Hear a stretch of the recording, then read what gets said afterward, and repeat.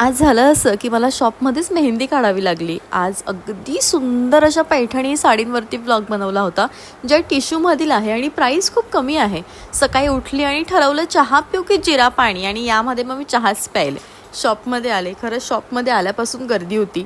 लाईव्हचं timing आधी 5 केलं, मग 6 केलं, आणि मग यासाठी सुंदर बनारसी शालू जो तयार होऊन आज आला आहे आणि पूर्ण हँडलूम आहे.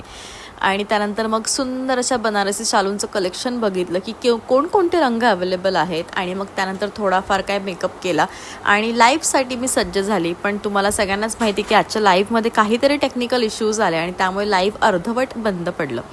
आणि मग काय, वेळ न असल्यामुळे, लेट झाल्यामुळे मी शॉपमध्येच मेहंदी काढली, कारण उद्या वटसावित्री पौर्णिमा आहे आणि त्यासाठी नक्कीच मेहंदी ही व्हायला पाहिजे. घरी आलो, तीर्थूला छोटंसं काम दिलं की आज कांदे बटाट्याचं रॅक तू रचायचं. आणि मग काय, घरी आले. आंटीजी आले नव्हते. खरं मी खानदेशी आहे आणि माझ्याबरोबर हे कायम असं होतं की कितीही छोटी लाटी मी जरी घेतली ना, तरी पोळी ही पोळपाटाबाहेर आणि तव्याबाहेर जातेच, आणि ती गेल्याशिवाय माझं पोट नाही आणि मनही नाही भरत.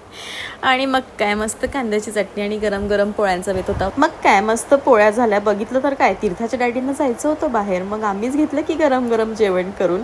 आणि लवकरच आपण भेटत होतो. तोपर्यंत बाय.